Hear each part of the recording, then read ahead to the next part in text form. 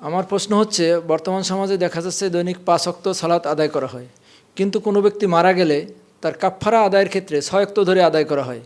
এর বিধানটা আসলে কি?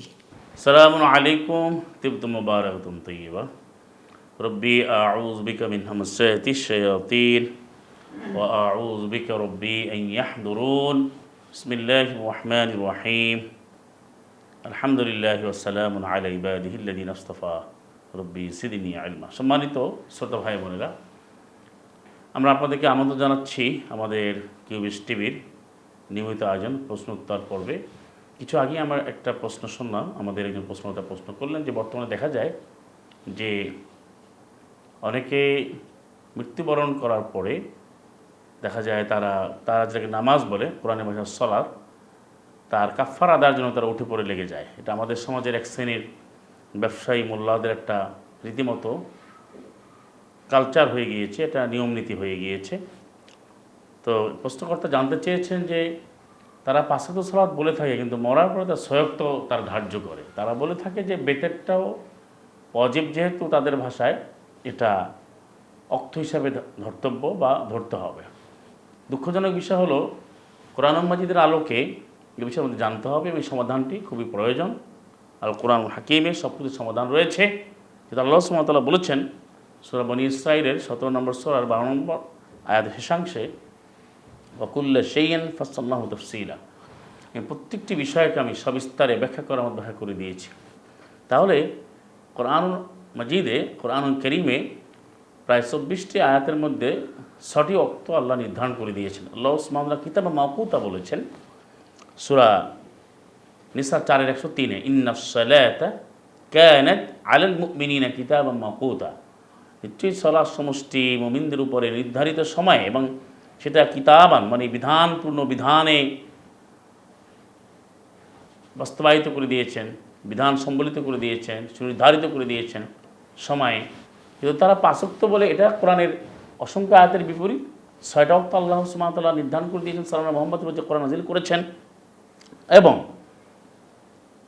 বিতের নামে কোনো সালাত আল্লাহ সুবহানাহু ওয়া তাআলা কোরআনে বলেননি।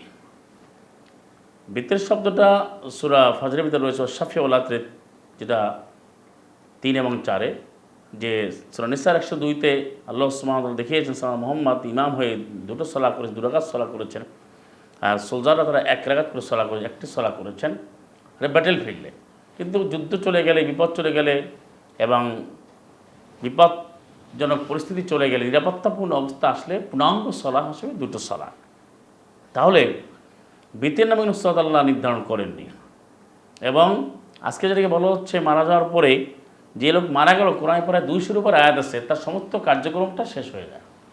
যেটা সূরা বাকারার 166 এবং শুধু 66, 67 এবং 165, 66 বা আরও অনেক আয়াত আছে, যে ওয়াতাকাদ্দাম আসবাব, সব কিছু উপকরণ শেষ হয়ে যায়।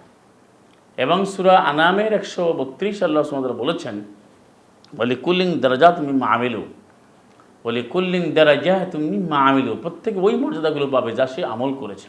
যে মারা গেল, 1 নম্বর যে 5 ওয়াক্ত আল্লাহ বলেননি, এটা 6টা টাইম বলেছেন। এরপরে বিতের ওয়াক্ত আল্লাহ বলেননি, আর আল্লাহ যা বলেননি সে বিধান কেউ দিতে পারে না। সূরা কাহাফের 26-এ রয়েছে, ওয়ালা ইউশরিকু বিহি আহাদা, আল্লাহ তার বিধানে কারো শরিক করেন না। তাহলে বিতেরকে অজেব বলে ওয়াক্ত বানায় তার অর্থ নেওয়ার জন্য বলা হচ্ছে। আর কাফফারার বিধানটা আল্লাহ কোরআন মাজিদে দেননি। কোনো নবী রাসূল সাল্লাল্লাহু মুহাম্মদ সহ তারা সলাতের বা কোনো ইবাদতে কাফফারা হতে পারে না। কাফফারার ব্যবহার রয়েছে সূরা বাকারার হাতে রয়েছে, এবং সূরা মায়েদা 5 নম্বর সূরার 45-এ রয়েছে, 5-এর 89-তে রয়েছে, 5 নম্বর সূরার 95-তে রয়েছে। এই কাফফারা শব্দটি এসেছে যে যদি কেউকে হত্যা করে, তার যে কাফফারা মানে প্রতিবিধান করা, এর হত্যার বদলে হত্যা, সে যদি হত্যার বদলে হত্যা করতে হবে, এবং সেটার বিধান রয়েছে 5 নম্বর সূরা 45-এ। আর সেখানে কাফফারা হিসাবে তাকে সে অর্থ দিতে হবে, সেটা আল্লাহ বিধান দিয়েছেন। এবং শপথের ক্ষেত্রে কাফফারা রয়েছে। কোরআন মাজিদে কিন্তু কোথাও সালাত যদি কেউ ছেড়ে দেয়, পরিত্যাগ করে, তার জন্য কাফফারা বিধান আল্লাহ সুবহানাহু ওয়া তাআলা কোথাও দেননি। তাহলে আজকে কোরআনকে বাদ দিয়ে, সাল্লাল্লাহু মুহাম্মদের যে অনুসরণ, ওসদ হাসানাকে বাদ দিয়ে, ইসলামের যে বিধিবিধান, কোরআন মাজিদে যে পূর্ণাঙ্গ চূড়ান্ত বিধান আল্লাহ সুবহানাহু দিয়েছেন, তা উপেক্ষা করে, অগ্রাহ্য করে আজকে এই যে শুধু অর্থ নেওয়ার জন্য কাফারা বিধান চালু করছে সালাতের ক্ষেত্রে সম্পূর্ণ মন করা, এটা সর্বৈব মিথ্যা একটি কালচার। কোরআনের আলোকে, আল কোরআন হাকিমের আলোকে যথাসময়ে প্রত্যেক বালেগ পুরুষ, বালেগা নারী, বয়স্ক পুরুষ, বয়স্ক নারী, জ্ঞান সম্পন্ন মুসলিম মুসলিমা তার জন্য সালাত যথাসময় ফারিদা করেছেন 4 নম্বর সূরার 103 অনুযায়ী এবং সূরা বাকারা 2-এর 238।